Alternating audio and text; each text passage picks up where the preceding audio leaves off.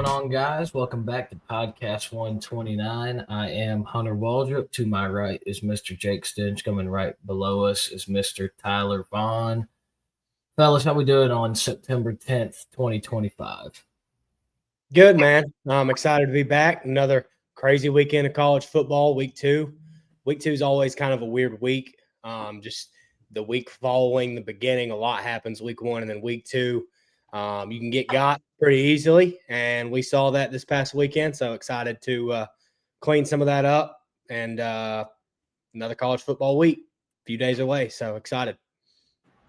Yeah, same here. Had a fun time watching football this weekend. Glad that the NFL is also back. So full weekend of football. It's awesome. Love it. It's the best time of the year. Looking forward to seeing week 3. I think we got a good slate for that week. But I guess that we'll talk about week 3 a little later. So Yeah, absolutely. It was a good week too, man. I really don't think that there's going to be a quote unquote boring week of college football, especially not this year. I feel like we're really starting to see the evolution of NIL and the transfer portal, where these guys who were on the Georgias, the Ohio States, and then the Alabamas under Nick Saban, where they were sitting 3-4 deep. Well, now these guys are sitting 1-2 deep at places like South Florida, places like in the G5, or maybe some lower level SEC, like in that mid tier. And I feel like we're going to see a lot of, I want to call it diversity, maybe parity this year, where you really won't know on any given Saturday. And I know that's such a cliche thing to say, but I think that's going to show more true this year than in years prior. So with that being said, let's do the social medias and then hop right into the week 2 recap. Jake. Awesome. As always, go follow us on our socials. We actually have recently hit 100 followers on TikTok at podcast.129. Trying to stay active on there. Hunter's doing a good job posting on Twitter each week. So go follow us there, podcast __ 129. And we're on Twitter as well. We try to keep that as active as we can on game days, depending on the level of bruise in our body at that point in the day. Is also just go subscribe to this video or subscribe to our YouTube channel. Like this video, comment on this video, good or bad. Flame us, agree with us, whatever. We appreciate that a lot. So I think it's also important to note that we have hit 100 followers on Instagram as well, not just TikTok, and we've hit 100 subscribers on YouTube. So slowly but surely getting there. So absolutely, it's been a fun journey to the first 100, and I'm ready to see the next 100. Ain't that right, fellas? Come on. The week 2 recap. This was definitely the game of the week last week as far as ranked on ranked action. The Oklahoma Sooners at home take down the Michigan Wolverines 24-13. I told you guys the way that I saw this game, like the biggest headline coming out of this game is that whichever team won, more than likely it would be the quarterback's coming out party to the national media. And as a response to Oklahoma's win, John Mateer is now the front runner and the odds for the Heisman Trophy. So, Jake, I'll let you go first and kind of get your thoughts on what you saw out of this Oklahoma team and direction that they can go with a very tough schedule coming up, and then also what you saw from the Wolverines. Yeah, so what I tried to take away from this game now that the dust has been settled is, and y'all can respond to this once I finish however you want, but is Oklahoma really that good, or is Michigan just not there yet? Right? I think Michigan has a good roster. I think that we talked about how with Bryce Underwood that we would see him be a freshman in this game, and I think we did. And I personally believe that Hunter, I think you've actually said this in prior weeks. This is the year before the year with Michigan, just because Underwood's a freshman, don't necessarily have all the stars there for him yet, the playmakers, and he's just not fully molded into the system, I guess. And I think next year and the next 2 or 3 years is going to be that kind of window for Michigan, and especially whenever the transfer portal happens. Michigan's going to be a top 3 landing spot for if you're a wide receiver, a legit wide receiver that can play Division I football just because of him. He can deliver a good ball, really good quarterback. So that's kind of my answer to that question. But as far as Oklahoma goes, huge win for Brent Venables. Very happy for him. I think he was due for that kind of win, and he needed it bad because a loss here would not have been good in Norman. A lot of stuff would be being said about his job security. So I think he's safe for now. John Mateer, like you said, Hunter, top of the Heisman odds immediately, and he deserves it. He made 2 really big-time throws, and we've talked about Oklahoma. You talked about it, Hunter, in the SEC preview, how they can beat you in so many different ways, and which is true at 1,000%. But John Mateer can beat you in 1,000 different ways too. He's just that freaking good. Whether it's throwing a deep ball, getting the ball out quick, avoiding a sack, running the football. He ran 74 yards on the ground. He's just such a dynamic player, and I think we're just going to continue to see him get even better week by week. So big win for Oklahoma. My concern out of this game for the Sooners is the remainder of their schedule. Like, is it sustainable? Like, do I see this team being one of the best 12 college football teams and making the college football playoff, schedules aside? 1,000%. And I think right now, as it stands today, they are a top 10 college football team, the way they're playing. But with that being said and how the schedules work out, like, is it going to be sustainable for the next 10 weeks? I don't know. They got Auburn at home. They got Texas at South Carolina, Ole Miss at home, at Tennessee, at Alabama, Missouri and LSU at home. I mean, you have to win. You can't lose. You can't have more than 3 losses. With that being said about the schedule, I think Oklahoma's getting this win under their belt. If they were to go 9-3, I think they've kind of snuck their way into the list of teams that could get in at 9-3. I personally believe that with a ranked win at home against Michigan, and they win a few big games, win a road game, and they go 9-3, I think there's potential that they can slide in. So sorry, I've been talking a lot about this, but good win for Oklahoma.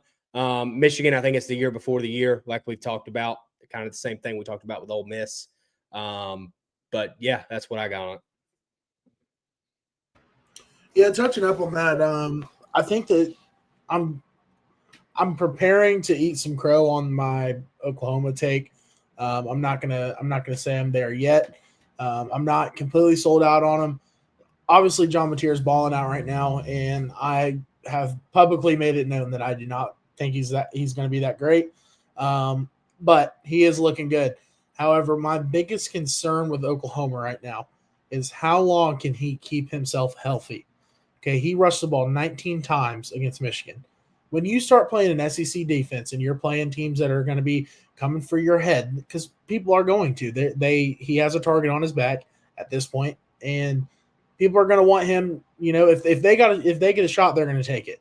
And one thing I've noticed is he is not very good at getting down. He does not like to slide. He likes to try and pick up an extra yard or two, and at some point, I fear that it's going to bite him in the ass.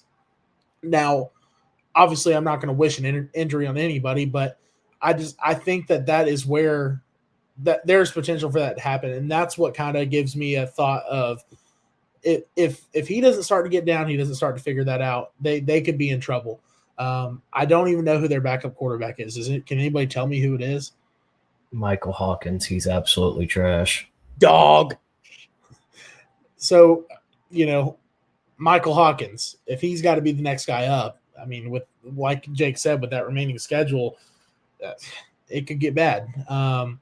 Looking at Michigan, though, outside of the one big Justice Haynes run, they did not really do anything on offense. Bryce Underwood had 9 completions. That is just for everybody to be going out and talking about his arm talent and how he's got this crazy arm. He looks like he's got you've heard people say that he's got an NFL-ready arm. He completed 9 passes against an Oklahoma defense that, you know, is good. They're a good defense. They're a solid defense, but they're not the best secondary in the country by any means. I think that's, you know, it's not good to destroy his confidence this early, and they've got to bounce back big time, because if he loses his confidence this early into his career, that could go real south. So that my main concern for Michigan is you have to keep Bryce Underwood in good spirits and high spirits because Saturday, outside of Justice Haynes' one run, they just did not move the ball, and that's going to destroy the kid if something doesn't change. So my worry with Michigan is their offense and Bryce Underwood's confidence in how they can move forward throughout the year. Good stuff, Tyler. Yeah, both of you guys brought up points that I definitely want to hit on, and I'm going to try and keep it concise, but I will talk about the winners first. That is Oklahoma. And if you have listened to this show at all, shout out to my mom. Listens to every episode. OG listener, bro. Anyways, you guys know there's not a bigger Oklahoma Glazer on the internet than me, especially John Mateer. With that being said, Tyler brought up a really good point. He can't be running the ball 19 times a game.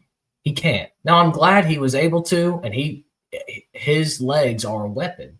And his vision, his ball carrying skills, I feel like that kind of went under the radar. There was one of those touchdown runs where he found a way. He saw the hole to get into, or the gap, I should say, rather. Anyways, he saw the gap and he made it work. But he can't be running the ball 19 times a game. It's potentially a liability, like Tyler said, when you're facing an SEC schedule. But I'll go ahead and tell you right now, I don't think he's going to run the ball 19 times this upcoming week against Temple. But to go off of that, the running game outside of John Mateer has to be better for Oklahoma. Not there. There is now in the fourth quarter, they did get a little bit more yards per carry with the running backs, but bro, did Jade not just go non-existent? Dude, everybody wanted him out of the portal. He was the number one running back in the portal. And I know that at the end of fall camp and then week 1 against Illinois State, they said there were some injury concerns. They were going to limit him, but he was playing and he played more as a pass blocker than an actual running back. Something to note. If he can get back healthy, or I don't know if he doesn't know Arbuckle's system, whatever it is, but he has got to get right with Oklahoma because they have to be able to run the ball with running backs, or else I'll go ahead and tell you right now, they're not going to win 9 games. There's just no way. But I think this was a prove-it game for the offensive line for Oklahoma. I think they did a very good job considering that you're never going to get a bad Michigan defense. I know that they probably didn't play their A game, but I think that throws testament to the Oklahoma offensive line, which was the biggest question mark on their team this year. And shout out to the Oklahoma defense. I think they played great. But as far as Mateer goes, he's a great player, but he's a risky player, right? Now, I did go and watch Aaron Murray break down some film on him, and he threw one pick, and he threw another one, maybe 2 more that should have been intercepted. Now, 2 of them, they should have been picked off. Now, one of them, I feel like that was more miscommunication with the receiver on which way to run, where the ball is supposed to be, all that. I mean, that's team stuff that I think can get fixed through 12 weeks of football, right? So he is a risky player, but my gosh, he's a game changer, man. That break in the sack, rolling right, on the run, throws an absolute dime between 3 defenders. I mean, he gets the ball out quick, and he is a special talent, but he's a risky player, and he's going to have to find that middle ground on how risky he needs to be, right? But Deion Burks, how about that guy, right? Shows out, number 4. He came from Purdue 2 years ago, didn't play last year because he was injured, and then he's proven to be a good number 1 for this offense. So I feel like that name needs to get thrown out a little bit more. It's not just Mateer. He's got some good weapons at receiver. What's next? Jake said it. I want to hit on this point is the brutal schedule. It's one of those things you're going to take week by week. But ultimately, Oklahoma determines their future, right? But with this brutal schedule, I don't think it's just the name Michigan that's going to help them. If they do, let's say they do go 9-3, which is probably the most likely outcome with the schedule they have in front of them, right?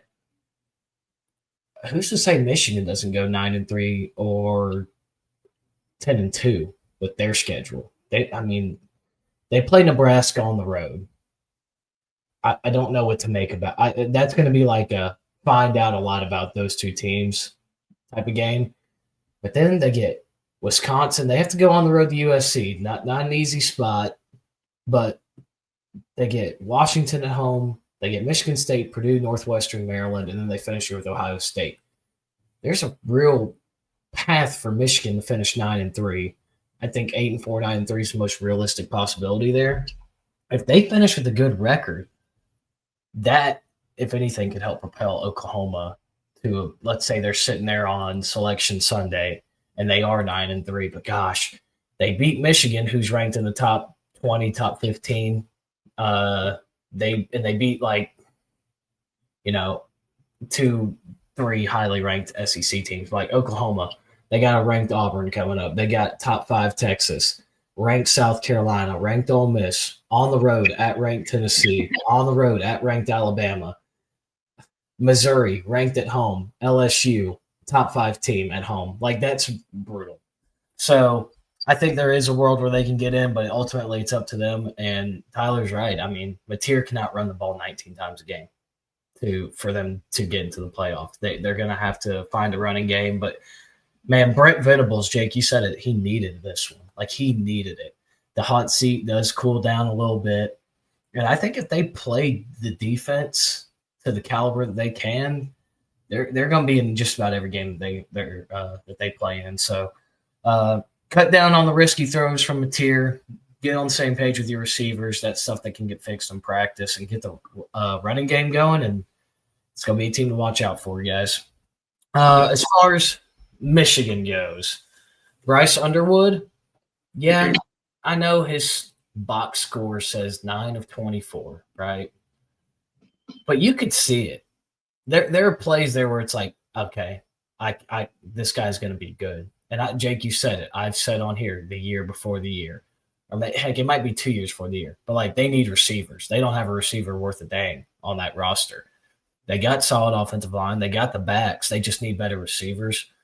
But there were a few plays where it's like, gosh, if they could get on the same page, or gosh, if he just wasn't a freshman. But I will say, as far as like handling pressure on the road, I thought he did a very good job. And I know his completion rate doesn't show that, but like, I honestly think that he didn't play terrible.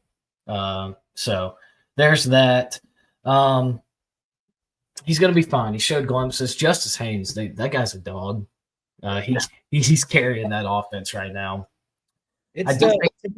Sorry, Hunter. I just wanted to get this in there. Like, it's the same Michigan team that we've seen the past 5 years. They play good defense. They're going to lean on the run game. They're going to rush the ball 20, 30 times a game. And their quarterback, not too competent. But now that incompetent quarterback is the best player, the best freshman in the country that coming into this season, and is supposed to be the next coming of Jesus at quarterback, and he's getting paid millions of dollars to do so. So, like, there's something to be excited about there. I think they're going to be the same team. They're going to go 8-4, 9-3. I think 9-3's ceiling, like you said. But now it's just the same team they've had the past few years. But, oh, shit, this quarterback that we have, he's going to be a dog this year or in the next 3 or 4 years. So just something to be excited for there. And it's not just a guy that can't even throw the ball 10 yards downfield, J.J. McCarthy. Oh, me. I think the defense is going to be fine. Like, as time goes on, I mean, they won the turnover battle, right? 3-1. But that's the thing. It's like, if Oklahoma, this game, the score does not reflect how bad they whooped that ass. I'm just going to say it. They lost turnover battle 3-1, but like, that's good for the Michigan defense, which I think will improve every week. But the thing I need to throw out there, so like, there's no way Sherrone Moore's the guy, right? There's just no way. This guy was playing not to get blown out, settling for field goals when they probably should have been going for it on 4th and shorts. Like, he was playing not to get blown out. Like, last question before we move on to the next game. Like, what are y'all's thoughts on Sherrone Moore? Like, there's no way he's going to be the guy, right, to like get Michigan back to a national championship, right? No, I think he was given the job as the offense coordinator. I think he's a great offense coordinator, but as a head coach, I don't see it. I don't see him bringing them to the mountaintop at all. Yeah, I agree. There was one moment from Saturday that I saw afterwards where I was like, what the hell is this guy doing? He was like turned around to the fans at Oklahoma, like going like this. Like, you don't do that as a head coach. And He I did just play there. do what? He did play college ball at Oklahoma, but you still don't do that as the opposing head coach. Yeah, yeah. I mean, you just don't do it, and I think that kind of shows that he's still a little bit immature. I don't think he's ready to be a head football coach. Like Jake said, good offense coordinator. Yeah, go back to that role. I just don't think he's going to be the guy to lead them. Yeah, yeah. I agree. I agree. I think he's going to be that transition guy, and he's going to be the guy before the guy, just like the year before the year. But shout out to the Sooners, man. That I needed this because if they didn't win this game, it was going to be a long season for me. But like Tyler said, he said he's not selling all this stock. I'm don't get me wrong, I'm high on him, but it's going to be a week by week thing. Like we'll see. So I have a question. Oh yeah, go ahead. Just before we get into this, you don't have to elaborate. I'm just interested. We have not spoke about this, the three of us outside of this show. Look ahead to I think week 6 or 7. Red River rivalry. Oh, I've been calling this one. I've been calling this one. I said it in the predictions episode. Oklahoma's getting that ass. Tyler? I'm still not sold on Oklahoma. I don't know. We'll see. All right. I was just interested. I've been on it. My biggest concern, dude, that Texas defense is legit. And I think we have a slide with Texas coming up. If I'm not mistaken, are they featured on this slide? Yeah, they are. So we'll get to that in a little bit. But moving on to another SEC team. The second biggest upset of this week, the Mississippi State Bulldogs, the Mississippi State Fighting Brandon Walkers. They lit up Stark Vegas, 65,000 proud, ringing their stupid cowbells. They get the win over the defending Big 12 champions, Arizona State. And Jake, I know you were high on Sam Leavitt entering this year, and you were high on the Sun Devils. So you first, and then Tyler, you can go follow that up. But I don't know if you watched this game, you went back and watched it, like the highlights or whatever, because I'm going to be honest, I was watching the Oklahoma game while this game was going on, so I had to go back and watch it. What are your first takeaways from Kenny Dillingham's team and Sam Leavitt? The first for me, as far as Arizona State goes, is last year their identity was the ability to win close games, and then these one-score games, and then now getting beat on that kind of play. And I think we were watching the play live, me and Tyler and Carter, and in a drive like that, in a moment like that, Tyler, correct me if I'm wrong on this, but they were in cover 0, no high safeties at all on the play that cost them the game. Yes, they were on the 30-yard line maybe, but still, regardless, that's just a situational thing for me where I'm like, just raises a red flag. Why do you not have more guys in the back end there? So yeah, that's just like one of those situational things that concerns me. Whereas last year and situational moments, they executed it in one football game. Go ahead, Tyler. I just want to throw this out there. Not only were they in cover 0, but they blitzed to safety on that play. It was the field safety. They blitzed him, and they sent him after the quarterback, and it kind of looked like he might have slipped and then freaked out and went after the quarterback. Whatever happened, that was terrible. I mean, that's and I think also it kind of contributes because like the first half, Blake Shapen had all the time in the world to throw. They weren't getting a pass rush on him at all. So maybe they were like, hey, we're going to try to get more pressure on this guy because we haven't been able to get home all game. So maybe that's what it was. But that was a problem in the first half, 1,000%. Sam Leavitt just didn't look comfortable. He just doesn't look comfortable right now. And you saw it in week 1 kind of against – who was it they played? It was a nobody. It doesn't matter at all. But they won, but just doesn't look comfortable yet. And the only time he does look comfortable is when he's going to his guy, Jordan Tyson, the best player on the field at all times. So I think it's going to take a few weeks for him to get settled in with his new receivers. That's one thing. Thank God they could run the ball because that's what got them back into the game in the first place. They were down 17-0 at half. They ran for 251 yards on the ground. Positive for Arizona State, had 2 backs run for 100+. I know it's Mississippi State, but that's a positive. I know the talk has been the loss of Cam Scatterbo. So running for 250 yards on the road against an SEC opponent, that's a positive. In the first half, they just couldn't sustain a drive. They'd get down past the 50, would either shoot themselves in the foot with penalties or Leavitt would miss a few throws. So I think it's hard with Arizona State because of how wide open the Big 12 is. I think they're going to be fine, but I think Leavitt, it's going to take him getting more comfortable with his receivers outside of Jordan Tyson. That's what I think it comes down to offensively for them. But shout out Mississippi State. Jeff Lebby, year one was awful, right, for them. Jeff Lebby and his camp at Mississippi State. But Saturday night told me that is behind them, not just Jeff Lebby, but it's behind the team that he's got too. He said that it was the best environment they've played in since they've been at Mississippi State. Happy for them. But we know, it's Mississippi State. We know that they're not a dark horse playoff team. It's just a huge upset at home. I think this is more of a concern for Arizona State than it is a celebration for Mississippi State. I'll put it that way. Yeah, so I'm going to talk about the winners first. Mississippi State, yes, they looked good. Yes, I'm super happy for them on winning that football game. Blake Shapen did not look great. He had good stats, but he was not very efficient. They didn't run the ball super well.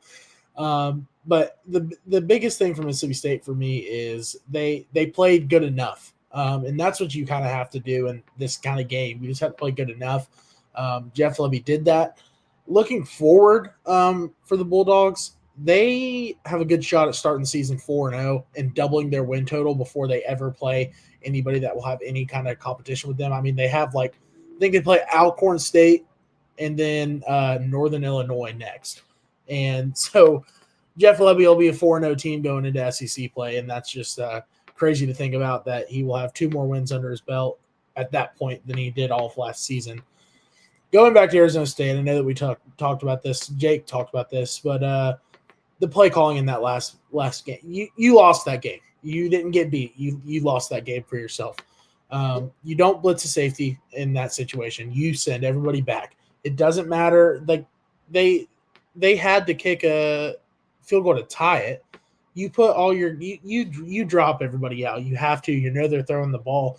There's no point in trying to get to the quarterback there. Let him have all the time in the world. If you drop 8 guys and rush 3, you're going to have pretty much every bit of the field covered. So I think that it could have been played a lot better.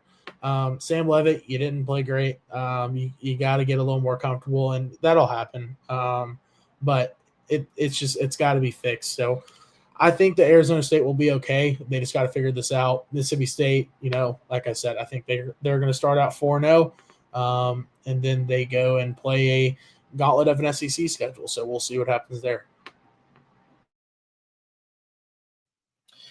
Yeah, I'll talk about Mississippi State first. I want to shout out 47 transfers into the program this past year. That was they proved well. And the one I want to point out the most, I know Blake Shapen, obviously great game, 19 of 33, 279, 3 tuds, great. But the player that stuck out to me the most on the offensive side of the ball was Anthony Evans. He's a transfer from Georgia. He had 9 receptions for 108 yards and a tud. I think they needed talent, obviously. And then they also have Brennan Thompson, who caught 2 touchdown passes, the one to win the game on Saturday night. He had 133 yards and 2 touchdowns. People are calling him the fastest player in college football. So shout out Mississippi State, but something that goes unknown and doesn't get talked about enough is I think they are better up front on both sides of the football. From what I watched, they were generating a lot of protection for Blake Shapen, and then they were also stopping the pass against Arizona State. So I know that Arizona State made that slow second half comeback at the end, but man, y'all brought up the blitz. If you guys remember correctly, they were live by the blitz, die by the blitz last year.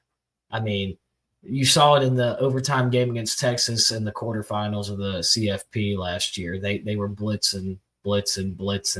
And that's how they roll over there in Tempe. But shout out to the Bulldogs. Curious to see what you guys – well, let me talk about ASU real fast. Leavitt, is this an outlier or is this more prone? I feel like he was having to run a lot more than maybe what he was used to last year, especially. Is the O-line's pass protection not good, or is this a Mississippi State's got a really good defensive front? I do want to shout out Kanye Udo, the Army transfer for Arizona State. That guy is a beast. He carried it 23 times, ran for 105, and scored once. And the defense has just got to limit the explosive plays. They, like you guys said, blitzing when they probably shouldn't have been blitzing, but those were the key takeaways. I'm very interested to see how the Sun Devils regroup. Like, how is Sam Leavitt going to regroup from this game? But the question I have for you guys, I'm going to read this schedule off to you guys. This is Mississippi State's schedule. How many games are they going to win this year? So, like Tyler said, they got Alcorn State, Northern Illinois, both at home. I do think they'll start 4-0 this year. They get Tennessee at home. They get, which we don't know a lot about, which we will find a lot out about this upcoming Saturday. Then they have to hit the road to A&M. I think that's a loss. They get a bye. And then they have to go to the Swamp. I don't think you could just chalk that up as an L or a W, either way. Then they host Texas. Sorry, Texas defense is too good. Then they play Arkansas. I don't think you can mark that one up as a loss or a W. Then they host Georgia. Then they go to Mizzou, and then the Egg Bowl. All bets are off. I feel like if everything were to click correctly, there's 7 wins on the schedule. But if everything goes perfect, if they pick a team off or something like that, I don't think it's out of the question to say, wow, this team can make a bowl. They can win 2 SEC games this year. What are your guys' thoughts on that?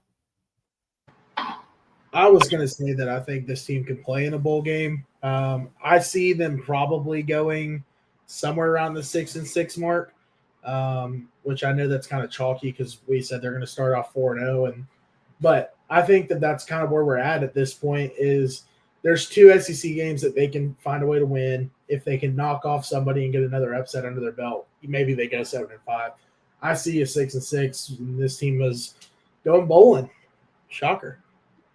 Yeah, I think the ceiling and right now emotions are high. They just beat Arizona State, but it's still Mississippi State. A lot of new in that program.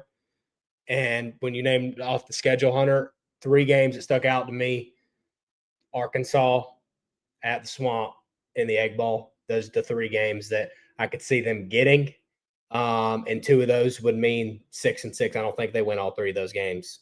I just don't. I don't see it with the hardness of the SEC schedule and being able to sustain your team health-wise. So I'd say 6-6 is the ceiling, but if I had to predict a number, I guess I'd probably go 5-7, and they win the next 2 they got coming up, and they win 1 out of 3, whether it's Arkansas, Florida, or Ole Miss. Yeah, I could see that. I'm very interested to see how Tennessee looks this week because let's say that Mississippi State's 4-0. They're hosting the Vols in Starkville. I'm not calling for an upset or anything. I feel like that's a more curious game, a game I'm more curious about now than I was 7 days ago. So, moving on. Arguably, top 3 most electric game. That's not arguably. This was a top 3 most electric game. SMU shout out. Probably not going to talk too much about that game. And then a game that nobody's talking about that was electric was Boston College, Michigan State. If you 2 haven't seen that game, I highly advise going back and watching it on YouTube. Fun game. But this was the most talked about fun game of the week. Kansas comes up just short. I feel like the score doesn't indicate how close this game really was against Mizzou. Mizzou with a backdoor cover. Sorry for Mr. Stinchcomb. I know he had Kansas plus 6.5. Plus 7.5, didn't matter. Leave all the points at the door. 11 was the differential in winner and loser of this game. Jake, how do you feel about your Jayhawks moving forward, man? I think that they have everything that they want right in front of them. Same thing with Arizona State. I didn't get to say that a minute ago, but both of these Big 12 teams who have lost to an SEC opponent this past weekend, Kansas, they got everything that they want still in front of them. And I still believe that this is their year with Jalen Daniels. I think the defense has a lot to improve on. A couple dumb penalties, like bonehead penalties is what I would call them, that kind of shot them in the foot a little bit, especially in the second half when Missouri was kind of cutting their well, not really the deficit, but kind of pulling away and pulling the momentum their way. Jalen Daniels, he's electric, man. When he's on the field, he's like the Big 12 John Mateer. All bets are off. He can change the momentum of the game at any given point in time. Shout out Bo Pribula. Missouri found their guy. He proved himself this weekend. Way off topic of the actual football, but is Missouri Vandy 2.0 as far as their freaking stadium goes? Y'all see they got construction going on in one of the end zones? That's embarrassing. That is absolutely, like, we have how many months? Football season, Missouri's football season ends in December. You have 9 months to get that shit figured out. You're a big-time SEC football program. We can't get the damn construction done in the end zone. Sorry, that's just an odd play. I just don't understand that shit. It makes no sense to me. Yeah, good win for Missouri. Another team that they got a lot. I mean, they have the easiest schedule in the SEC. Got a big rivalry win at home. So, yeah, that's all I got on this one. Brutal beat on Kansas. I had Kansas money line parlayed with Jalen Daniels touchdown on that cash pretty early, and they're up 21-6 after the first. I was texting Hunter, telling him that I'm riding high, and it just shot me in the foot. So this one's gonna sting for a while. Yeah, I'd also taken Kansas in this game, and I was super excited watching the beginning of it. Bo Pribula played pretty well. You go 30 of 39 for 334 yards and 3 touchdowns. I mean, yeah, that's a really good game. They also ran the ball well. Jamal Roberts had 143 yards rushing. They played well, yeah, and you got to give it to them. They figured out a way to win that game. Kansas, I won't lie, I like Kansas. I think that they're going to be a solid team. I think that they can play with just about anybody in the Big 12. The big thing for me, though, their run game. They ran for 31 total yards against Missouri, and again, Missouri's got an SEC defense. They've got a solid front, but 31 yards is not going to cut it. So you got to find a way to run the ball a little bit better to set up your pass game, to let Jalen Daniels have his way and play well.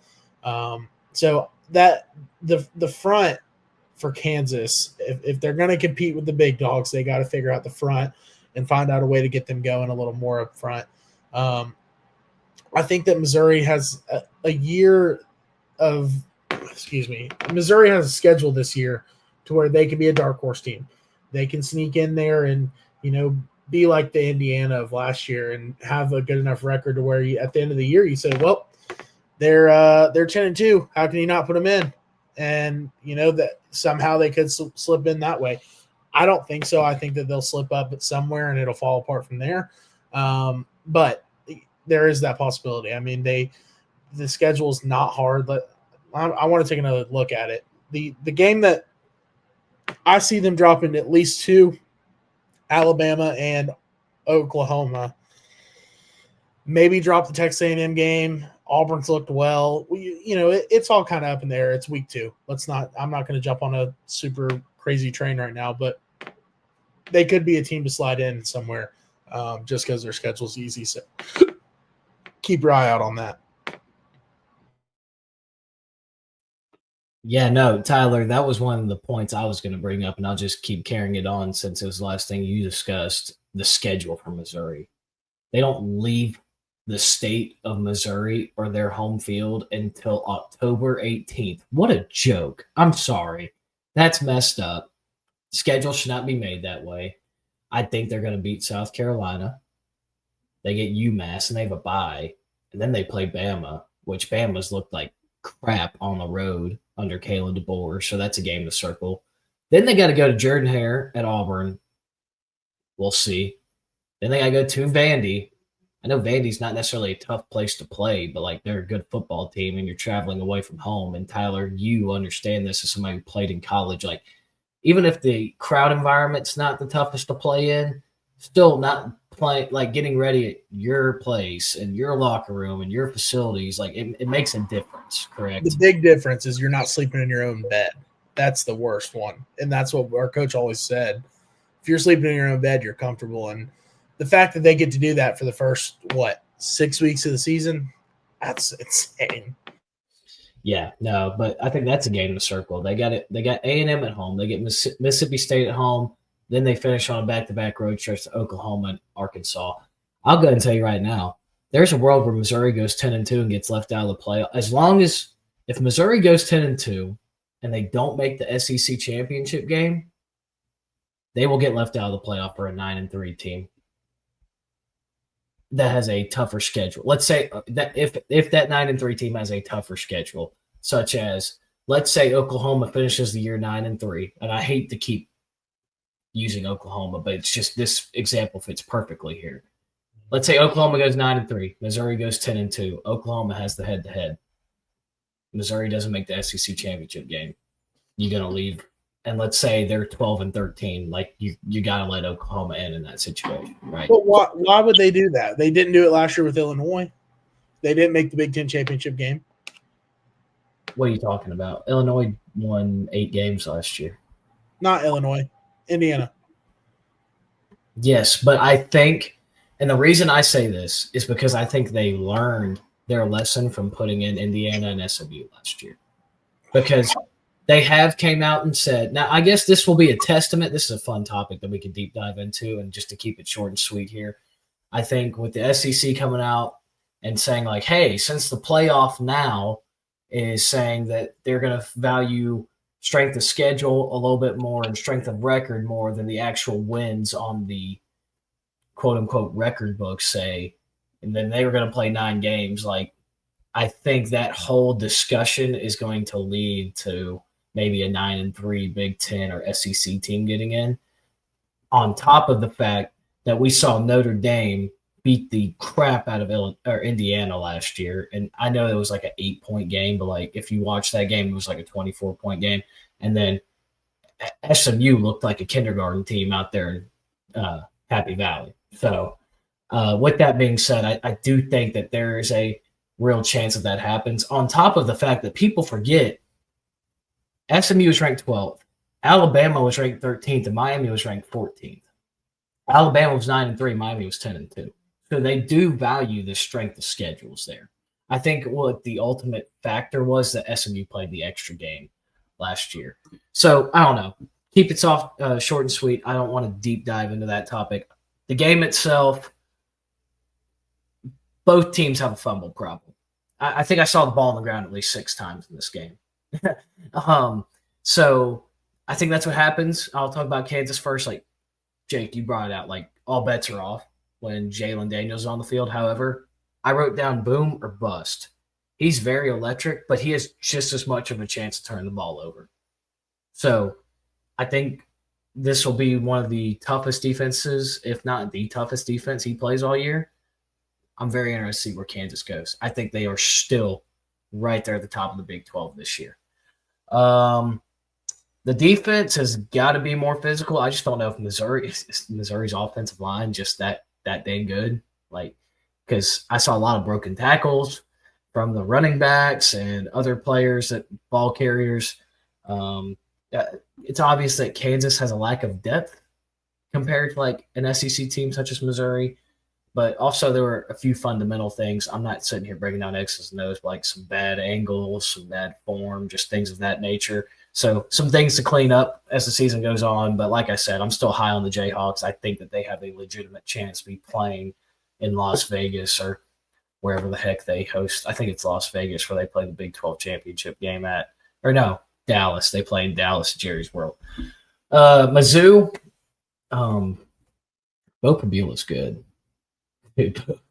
He can spin it, but he can also run the damn ball. So that's very interesting to see, because on top of that, they have 2 running backs who went for 100, and Hardy and Roberts. and like they don't have like a number one. I guess they might in their eyes and on their roster have a number one, but like there wasn't like a receiver. I was like, yeah, that's the guy. They play very sound. I think their defense, especially in that second half, nutted up for lack of a better term and got the job done. But like that offense is scary, and I'm very interested to see how they can do against an SEC schedule. So, anything else to add on these two teams, guys? Good. Moving on. Sun Belt Billy. Woo! God, this is good to see, except somebody pitched the idea to me, guys, and now I have like a fear. Billy Napier gets fired, Georgia Southern underperforms, and Billy Napier returns to the Sun Belt because of Georgia Southern. Like, dude, I would I don't know what I would do, but like it's sad. Dude, like going 7-5, being your best record in 3 years at the University of Florida, and then losing to a G5 team in your own state, like it's no longer will Billy Napier get fired this year. It's the check's written. They're just waiting on the date. They just haven't like put a date on the check, but the check's written with that $20 million bond. See you, Billy. What's sad is that South Florida scored one touchdown this entire game. They scored one touchdown, and it was enough to beat Florida. I don't think Florida's defense played bad. I really don't. Like the personal foul penalty of spitting on a player, also known as bull spit. See what I did there? South Florida Bulls. Yeah, that was bad. That's a haunting thing for a Florida fan, considering you had Marco Wilson in 2020 and now this. But I'm very interested. Jake, what do you see on this game before I break down DJ Lagway? The biggest thing for me is, and now in college football, as a head coach, they're more of, I heard this, what show was it on? I can't remember. I'll think of it.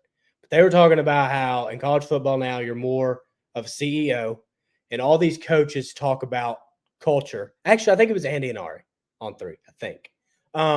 They talk about what coaches now in the world of NIL transfer portal, they don't have as much control as they used to.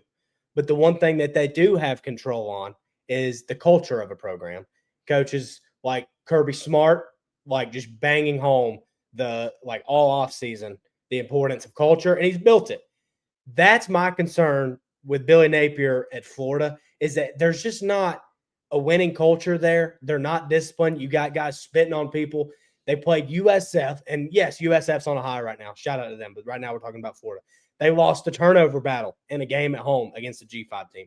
They lost the penalty battle at home against the G5 team. They got outgained offensively at home against the G5 team, and they were the worst team on third down.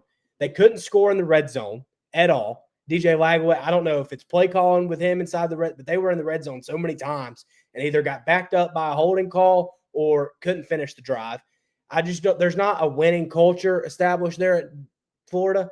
And Billy Napier, he's canned. We know, like Hunter just said, he's canned. But that's like, Florida's a top 10 job in the country, and we don't have that established. Like, as a Georgia fan, yes, I hate Florida, but I want to see Florida be good because they're one of the blue bloods in college football. College football is better when they're at the top, and they're just not there right now. He's not the guy. And anybody who, whether you're a Florida fan or not, anybody who says that Billy Napier could be the guy at Florida is bullshitting, because there's no way. It showed on Saturday. Everything I just mentioned, just undisciplined. He doesn't expect. It seems like he just doesn't expect excellence from his guys, and you see that it shows. That's what I take away from Florida. Shout out USF. I know we were talking week 1 preview about how USF needs to beat Boise State. They're about to have to go to the swamp, and then they got to play Miami. And now it's like, well, damn, mother truckers, we're 2-0. How about that? Byron Brown, shout out to him. He's a dog.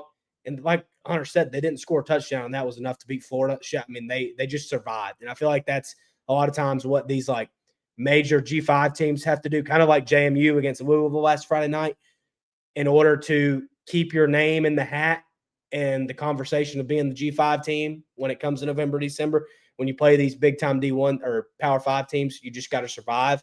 And in this instance, South Florida survived for 4 quarters and gave themselves a chance to win the football game at the end. So Yeah, that's what I got on this one.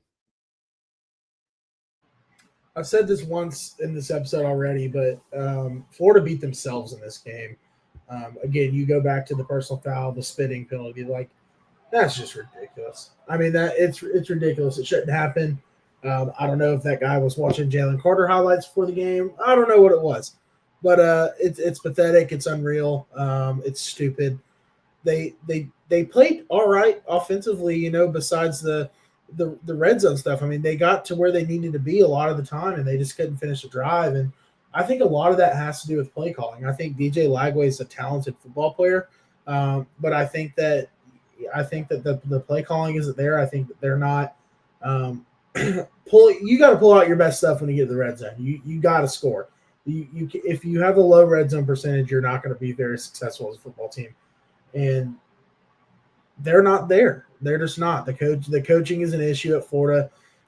Napier will be out by probably week 6. Let's be real. I think that I agree with Jake in the fact that this is a top 10 job in the country. People want to go coach at Florida. I'm not really quite sure how Billy Napier got the job in the first place. You know, everybody wanted to take a chance on him. They did. It has not worked out. So it's time to move on if you're the Florida Gators.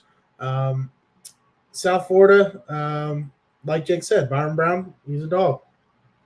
I don't know if you saw this video, if you guys saw it, but after the game when the USF coaches were leaving the press box, they were so ecstatic. I mean, it was nuts. It was awesome to watch. That is what it's going to take for a G5 team to, you know, be successful against a team like this. Your coaches have to be so bought in, and they have to be just excited as you are when you win the game. And I love seeing that. I think that it's great. It's great for the program. It's great for football. So I think USF could be very much so in the running for that G5 spot this year. Before you go, Hunter, I have 2 things just to bring up. First, and they kind of go hand in hand with each other. This is just about Florida and the state that they're in. I think they're in a kind of a weird spot as far as head coach goes. Like, where do we go and who do we go get? I feel like all of the big-time college football coaches right now are kind of happy with where they're at.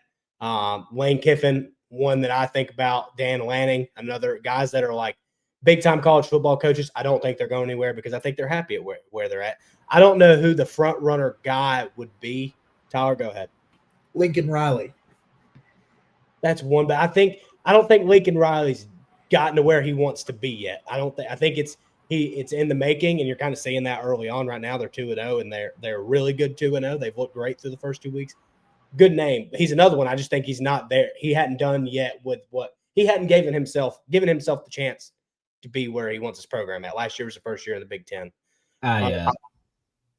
You guys are overlooking a name. Y'all are overlooking a name here. Well, I was going to bring up a name, but I haven't brought it up yet. Jedd Fisch. Okay. No, that's a good name, but that's the name I've heard the most this week is Jedd Fisch. But Jedd Fisch is also in what, year 3? Year two. Year 2, and you saw it at Big Ten Media Days. He's very happy to be there. I don't think he's going anywhere, even though he's also got a young core. But no, that's not the name I was thinking of, guys. He actually coaches the South Florida Bulls. Alex Golesh. Yeah. No, the reason I say overlooking is because you said you heard Jedd Fisch. I've heard Alex Golesh all week. Staying in the same state, 2-hour drive up I-75 from Tampa to Gainesville? Yeah. Byron Brown's leaving after this year. He's proven to be a consistent G5. Like, South Florida has not been bad under his tenure. They've played these teams close every year. Like, they've played Bama arguably better than half the SEC did the past 2 years they've played Bama. So that was something I was going to bring up. It's like, man, I like Alex Golesh. Now, I don't know if I would want to take the Florida job, but I'm just saying that that's a name that I've heard thrown around. Is like, well, that'd be – and it makes sense. I don't know if he really wants to leave South Florida for Florida, but it makes sense. But I want to give him a shout out. He displays a lot of confidence in his guys. Like, you could see that he never ever had like the mindset of, well, we're going into the swamp, guys. Like some of these G5 teams, they willingly just will lay down. But it's obvious South Florida doesn't do that. They're going into every game to compete and to win. So I want to shout him out, and then a side shout out. Jake, you're a college basketball guy, but they were the South Florida basketball coach.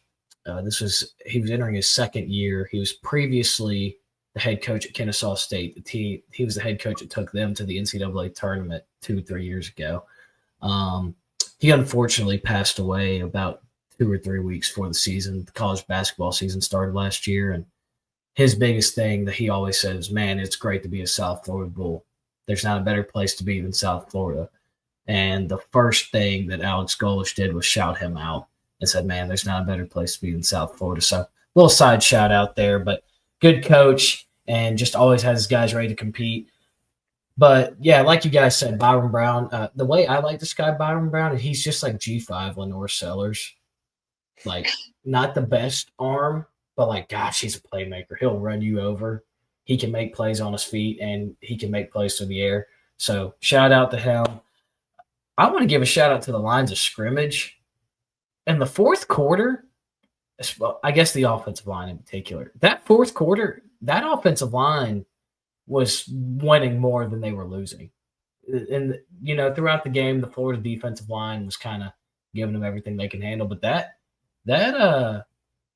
that fourth quarter, I meant defensive line. The defensive line of South Florida was whooping that butt in the second half, and especially in the fourth quarter. But enough about South Florida. Yes, it's great, but they got Miami this week, and I think they will play Tulane in the American Conference Championship, and the winner of that game will be the G5 representative. Anyways, moving on. What's up, Sunbelt Billy? So last year, you should have been fired, and you got saved by a guy named DJ Lagway.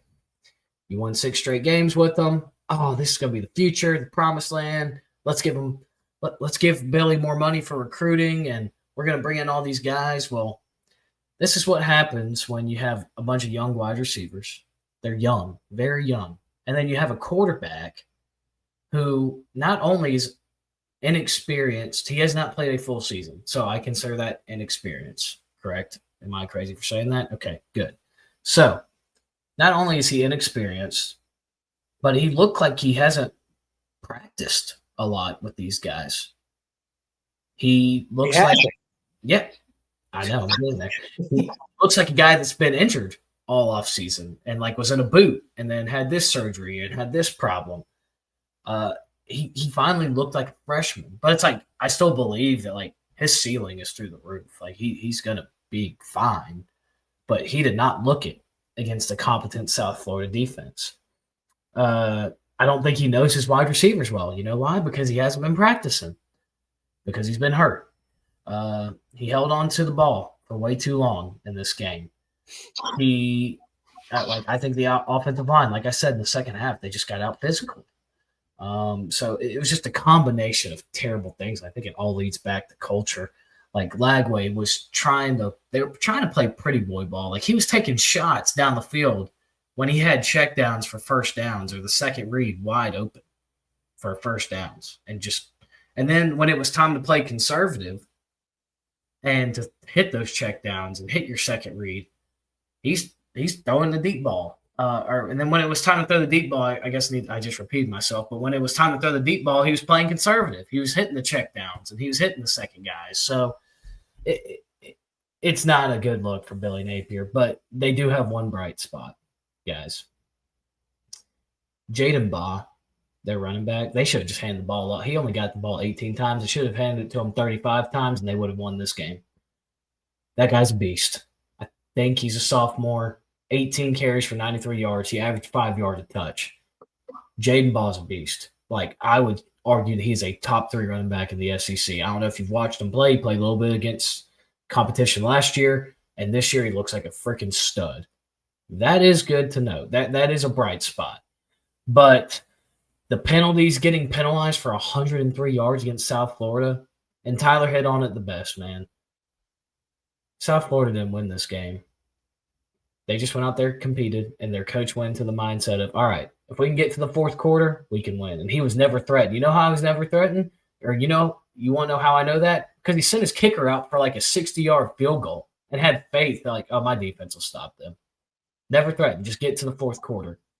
And whereas Florida, the reason that they were even this was even a ball game is because I think it was two. I know for at least two, maybe three times they scored touchdowns and got called back for penalties. So just all around, not a good look for the Gators. Shout out to the Bulls. Congratulations to them. They are going to be right there at the top of the G5 mix until proven otherwise. So, some other week 2 games I found notable. Like I mentioned earlier, we did have Baylor play SMU, which I forgot to put on here, but shootout of the game. I know Jake watched it a little bit more, so if you want to add anything else on that, I'll let you do that in a second, but I'm just going to go through these quickly. In Illinois, Duke, I can't. I cannot with the Duke Blue Devils. I'm out. I'm so out. Not only, I mean, they screwed me over twice, okay? They screwed the first half under with 8 seconds left. They had no business doing that, first of all. Then second of all, I had them on the money line, of course, and this was the final result that I got. So a double screw job from the Blue Devils. So out on them. Shout out Illinois, good win. Vandy, Virginia Tech, Brent Pry. Whose seat is hotter, Brent Pry or Billy Napier? Both will be gone by the end of this season. Vanderbilt outgained Virginia Tech by 300 yards. Hang on. In the second half alone. That is abysmal. That is bad. Virginia Tech's offensive line sucks. Vandy, not enough people are talking about them. We'll get to them in the week 3 preview, but not enough people are talking about Vandy. Just watch out for them. And then shout out Lane Kiffin. I had to put this game on here. He gave a shout out to all of us gamblers and apologized. He felt terrible about the bad beat. Does Ole Miss have a turnover problem with Austin Simmons? Yeah, growing pains, man. Growing pains. Okay. Let's see. I do have some notes here. Simmons, he's young, he panics, and he rushes throws. Sounds about right. He's boom or bust, though. Like, Lane just gets a play for him. I mean, he can put the ball on the money. He can beat you deep, but he can also run with his legs. But the bust part of that coming with he's also very likely to turn the ball. Yep. Offensive line, I'm not impressed. I know Kentucky usually has a good defense, but I was not impressed with the Ole Miss offensive line, not consistent enough. I think the running back Lacey's actually pretty solid, but once again, I don't know if that's a product of Kentucky just not being a good overall team, but I know their defense is solid. We'll see. That'll tell. I also think Lacey's a good blocker. I'm just reading directly off my notepad here. That Wallace receiver, he's very fast. Got a lot of talent. Good option there. As far as Kentucky goes, I just literally put down Zach Calzada sucks. So he did actually like 10 minutes before we started filming. It came out that he has been benched, and Cutter Boley is the new starting quarterback for the Wildcats. I'm just going to be honest. If I was a Kentucky fan, my thoughts on the season and the win total would not change. And then the offensive line I thought was pretty solid, though. That they got Dowdle and McGowan. I thought they ran the ball very well, which is another thing to be concerned with for Ole Miss. And like we had both said in the preseason, they lost a lot off that defense with Ivy and Nolan. So I don't know. Very interested to see, can Kentucky beat a team by pulling off the Michigan from last year and handing the ball off a lot? Good up front on defense. I don't know. I really don't know what to take away from this game. Like, Kentucky always plays Ole Miss close. They always got a good defense. I think the story is not written for either one of these teams yet. I'm very interested to see how the rest of the SEC treats them. But I think we all know that Kentucky, Mark Stoops is probably going to be out of there, whether he takes another job or he just leaves altogether or he gets fired altogether. So, yeah. Going off what you talked about with Ole Miss, I think you said it perfectly, and Kentucky. I just don't think the story has been written for them yet. Kind of hard to get a read on this game just because this is always a tight game between Mark Stoops and Lane Kiffin. for me, with Austin Simmons, I think everybody needs to press the brakes a little bit. It's his first road SEC start going on the road. I know it's Kentucky, but they're still an SEC team. It's always a close game. And what I called it a few minutes ago, I think it's just growing pains. The potential's there. You can see it. He can beat you deep, delivers good football. He's a left-handed quarterback, so he's automatically a winner, like I always say. Awful beat. I know that Lane shouted out all of us gamblers about them not covering, but what about the guys who had the damn under? Kentucky didn't have to take that field goal late in the game. That was bullshit. I had under 50.5. What it landed on 53. It was awful. So I just wanted anybody who had the total under. We also got screwed. Don't forget about us in the back. All right. I also had the first half under. So I did not handicap this game very well at all. Yeah. Virginia Tech, Vanderbilt. I want to formally apologize to Vanderbilt for saying that the Magic's not going to be there this year again. And I'm not saying this is necessarily Magic, but going on the road at Virginia Tech at night and the way that they beat the dog shit out of them. I was on the other side of this. I had Virginia Tech. This game makes this Saturday night in Columbia that much more interesting, and I know we'll get into that in week 3.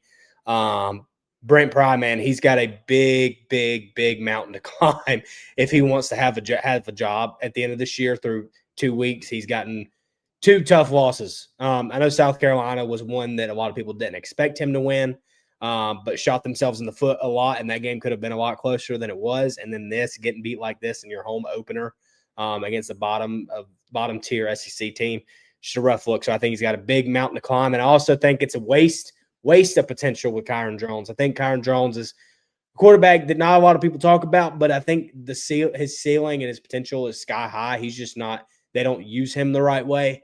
I think he's only sophomore, junior. And it's not his last year, so hopefully he transfers and we get to see him bloom elsewhere. Illinois Duke.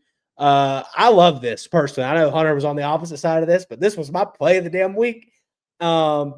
A different brand of football from Illinois.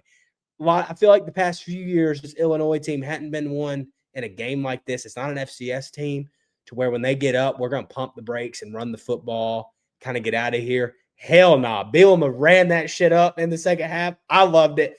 Illinois, I had a playoff team preseason, sticking by that. They look great. Harrison Beatty, I think is his name, receiver, white boy. Very good playmaker. Got the ball to him a lot on Saturday. Luke Altmaier just looks cool, calm, and collected back there, making the throws he's supposed to, using his legs a little bit. Duke, the potential's there, just not yet. And I think they're just, I don't know. I think it's next year if they keep Mensah around. 5 turnovers, had a lot of penalties that killed momentum early on. No takeaways was a concern. So, yeah, I think it's a little too early on Duke and maybe next year. Yeah, but it's like the penalties, or not the penalties, the turnovers were all in Illinois territory. Or they had 5 turnovers. 4 of them were past the 50, like just the worst opportune times. Yeah. Like I can see it there with Duke. Like I'm like, okay, this might also be a team where it's like the year before the year. But I still think in the ACC, let's say they don't turn the ball over 5 times. How much closer is this game if they don't turn the ball over 5 times? Like in the ACC, they can still win 8 games. I don't think that's stupid to say. No, not at all. So yeah, and you said it perfectly. I think it's another team. It's the year before the year if they keep Mensah around. Illinois, I mean, another brand of football, just busted that ass in the second half. No mercy. So, Tyler, you got any on these 3 games? I just think that Illinois belt the ass on Duke. The first half looked a little shaky at times, but they really turned it up in the second half. Really enjoyed watching that game. Vanderbilt, I think that they are a solid football team. I think old Pissin Pavia is playing with a fire lit under his ass. He's ready to go, ready to prove everybody wrong. I'm excited for they have South Carolina this week. I'm excited for that one.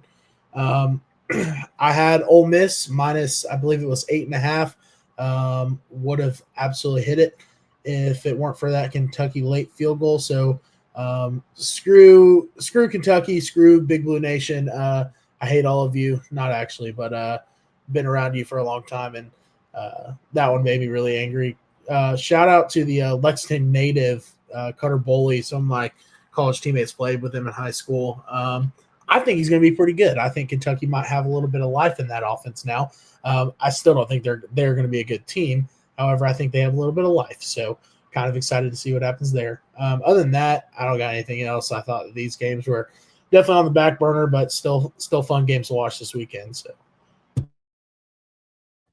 I asked the fellas before we started this episode, or before I made the slides for this episode. I feel like we couldn't talk about week 2 if we didn't have a slide like this. And it's teams that won, but fill in the blank. I was going to say played like garbage.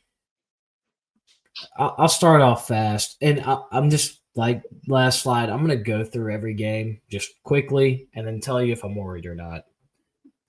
Clemson beats Troy 27-16. If I'm not mistaken, Clemson was down 16-3 at halftime. Threw a pick 6 or something, and then they come out and explode for 17 out of the break. Win 27-16. Great. They played great in the second half. I'm officially eating some crow on this Clemson team, and I am worried. And I'm eating some crow. I'm not – hey, look. I'll take my wins with Oklahoma, even though I said it's time for people to pump the brakes a little bit, like they still got a tough schedule. I'm gonna softly pump the brakes. Like, it was a hard pump the brakes. Oklahoma, hey guys, everybody needs to calm down. Like they haven't even started yet. I'm slow pumping the brakes with Clemson because it's like I can see it, but gosh, I'm eating that crow. I'm eating that crow. I can break on after this Saturday. Yeah. Yeah, well, I guess I said that backwards. I'm hard pumping the brakes with Clemson. I'm also telling the nation as far as Oklahoma stuff goes, like, hey guys, like, let's calm down. Don't give them too much credit yet. They still got a long ways to go. Where as Clemson, I'm like, yeah, I was just wrong. I was just wrong. I'm a little concerned. I'm more concerned because Miami and Florida State have emerged. I'm also concerned because I don't think the nation has found out about Louisville yet. I don't think I don't think SMU's just done. I know that they didn't really play the best this past Saturday, but they're still going to be a competitive football team in the ACC. And then what we'll talk about in the week 3 preview, but Georgia Tech exists. So moving on, Georgia Bulldogs. Listen to the next episode. Penn State, FIU. I know it says Penn State won 34-0, but guys, they were only up 10-0 at halftime. And I think somebody just forgot to tell them that they had to play football today. And I feel like we're seeing this from teams where it's like they know that they're just going out to pay a team a few $1,000,000 to kick their butt. Yeah.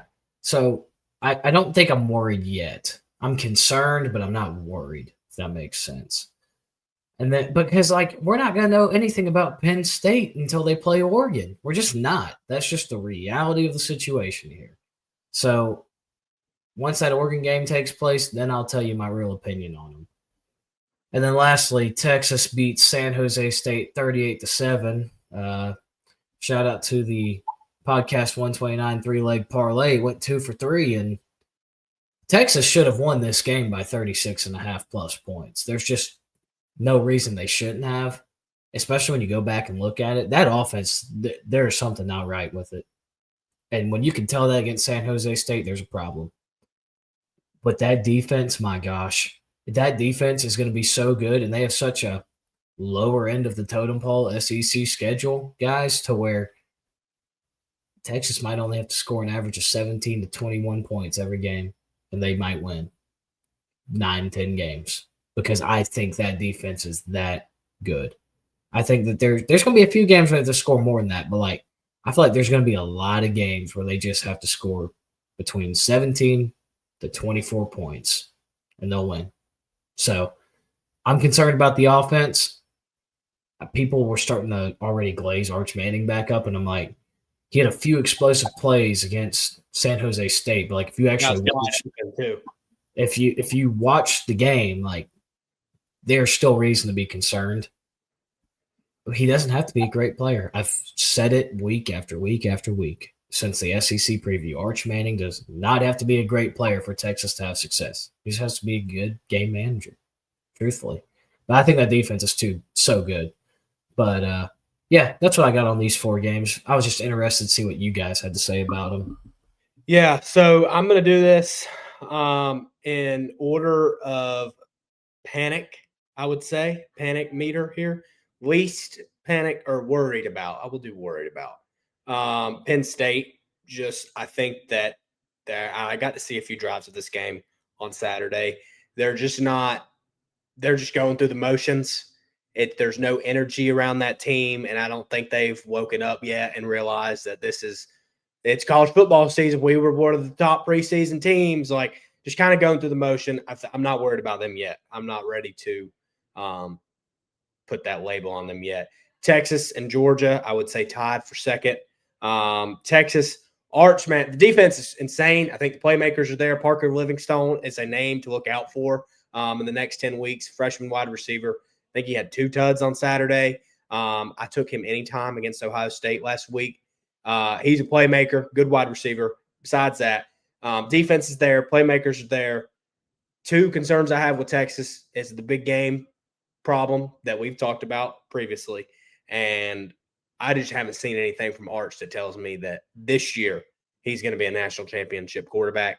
Yes, he threw for 4 or 5 touchdowns Saturday, but hitting guys wide open, and it's San Jose State. But it's another thing where we're playing San Jose State at home right after we just played the number 1 team on the road in week 1. Or played the number 3 team on the road, excuse me. Georgia should have scored more points right before halftime. Couldn't punch the ball in on the freaking 1-yard line, 1st and goal from the 2. Can't get in there. Fumbled on the first play of the drive. Just a bunch of drive killers. The rain delay had a little bit to worry about. I think Georgia and Texas are in the same situation as their defense can win them as many football games as they'd like them to, and their quarterbacks don't really have to do much. They score 17 to 20 points a game. But the concern with me for both teams that align is the quarterback position. The team that I am most concerned about on the list is Clemson. I think we need to put the parking brake on right now. That if they lose on Saturday, which I know this isn't the preview, this is a recap, but Cade Klubnik, I don't know what happened. I knew I wasn't really ever in on Cade Klubnik, but I wasn't calling him terrible. But shit, he is – I don't know what the deal is, but they better get it figured out pretty quick because a 1-2 start, not a good look. Just got bullied at home by Troy in the first half. It was embarrassing. I'm pumping the brakes hard on Clemson, big time. I do want to say this, and then I know Tyler also had Clemson playing in his national championship, so I'll let him start off with them next. But I think something that I got misconstrued in my head, and that something that college football fans do. As fans, we like stories, right? We like to believe that just because a team is experienced, that just automatically means that they're going to get better every single year, right? So that's where I got misconstrued in my mind with Clemson. I was like, wow, another year of Garrett Riley, another year of Cade Klubnik, another year of these receivers. Like, gosh, they are going to be good. Another year of this defense. And I really don't think the defense is necessarily bad. Like, Troy had a pick six and one explosive touchdown on the first drive. Okay, whatever. It's not really a defensive problem. It's an offensive problem in my eyes. But, like, we like to build these stories like, oh, Dabo's going to be back. And, wow, this is another year. But, like, in all reality, guys, some teams just are who they are. I think we're seeing that with Kansas State. Like, Avery Johnson just is who he is at this point. And after 2 weeks of football, I'm just sitting here going, wow, maybe Cade Klubnik just is who he is. Maybe Clemson just is what it is right now. They're going to be a good, solid football team, Gosh, they're just never going to be back on top of the mountain. So that's what I had to say on that. Tyler? Yeah. All right. So let's talk about this for a second. I want to open this to more of a conversation. We're freaking out about Clemson, right? How many times have we seen a team struggle in a game they shouldn't have and they turn out just fine? Plenty. Happens all the time. Okay. Yes, they lost the first game of the season. They lost by 7 to the number 3 team in the country. At home. Still, it's the number 3 team in the country. LSU is very well in the national title conversation right now. Nussmeier is very well in the Heisman conversation. I think that we're kind of abandoning ship a little early. I know that, Jake, you were never really fully on the ship, but I am. Hunter, I think you might be jumping off too early. They lost to number 3 team in the country by 7. Okay, yes, you struggle against Troy. It happens. You're coming off of a loss. Okay, let's wait a minute before we jump off this ship right here. Okay, they have a big game against Georgia Tech. They're going to Atlanta. If they can take care of business here and they win this game, there is, besides Florida State, really, there's not another game they're going to be that concerned about. I'm not gonna be the one to stand up here and say I was super wrong about Clemson playing on. I mean, yeah, they haven't looked great. However, again, they played a tight game against the number 3 team in the country, and they struggled early against the team they should have absolutely waxed. We have seen that happen over and over and over again. I'm not freaking out too much on it. Yes, it checks a box that says maybe need to worry a little bit. But in my mind, it's not a, hey, guys, Clemson freaking sucks. You struggled in one game. You lost to the number 3 team in the country in the first one. Okay, let's move on. So I'll just say this. You described as me jumping off the boat. I ain't jumped all the way off yet, but I'd be lying if I didn't say I have 1 foot off. I have 1 foot off the boat, and I will be in complete – and then I'll have a face and 2 hands in the water if they lose to Georgia Tech and start the year 1 and 2. And then as soon as I drop another game or like they just look bad against mid ACC competition, I'll be fully off.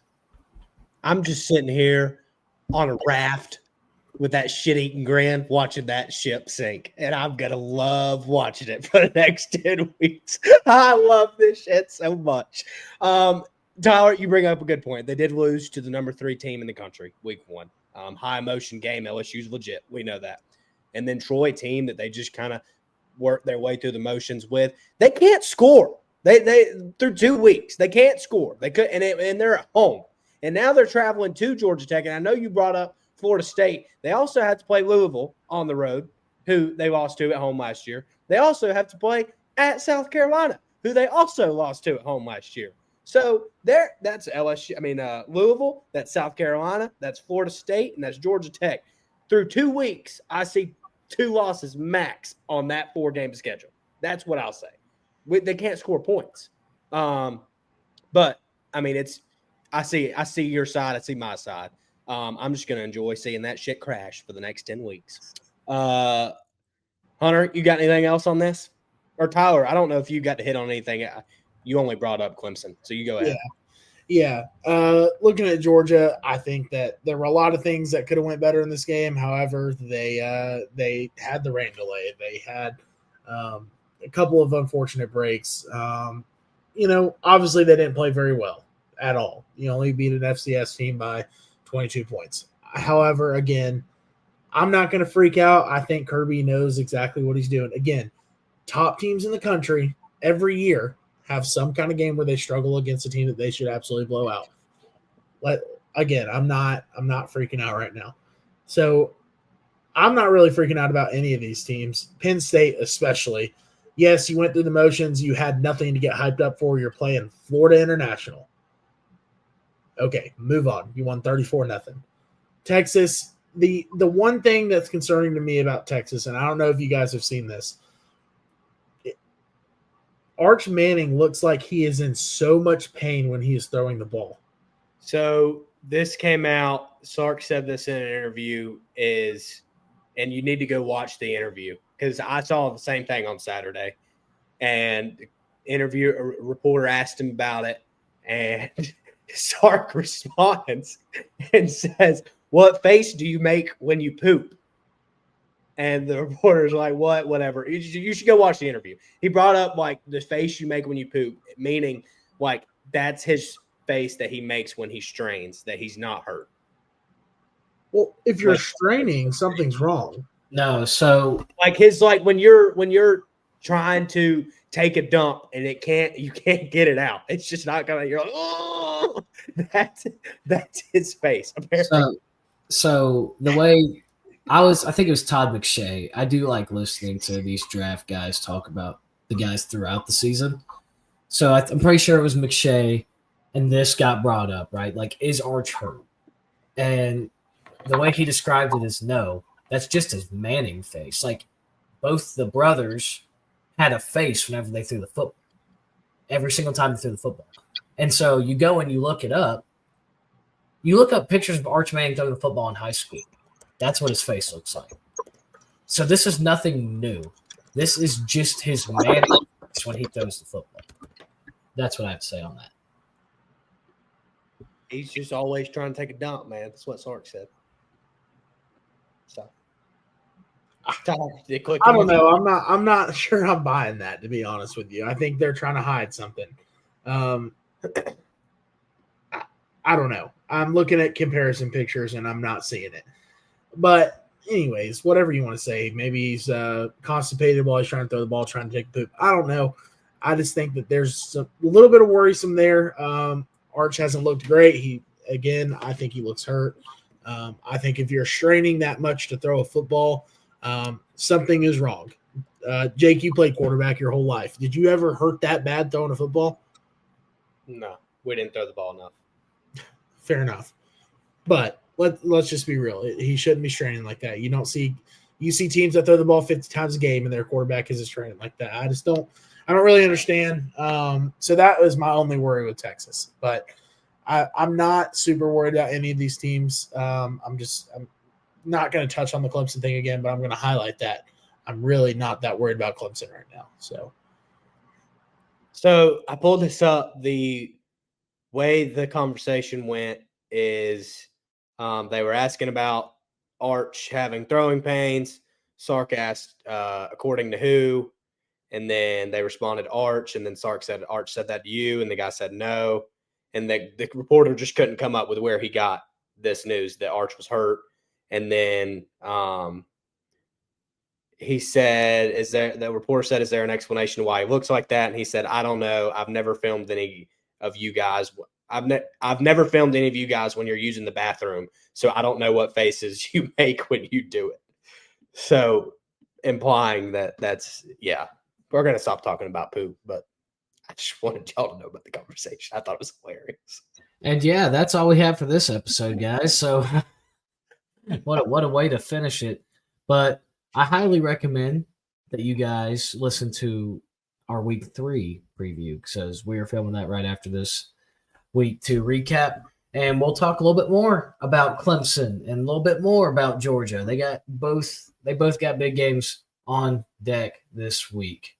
Before Jake closes us out, I know I kind of say it repetitively before the end of every show, but there are things bigger than football out there, especially on today, September 10th, 2025. If you know, you know.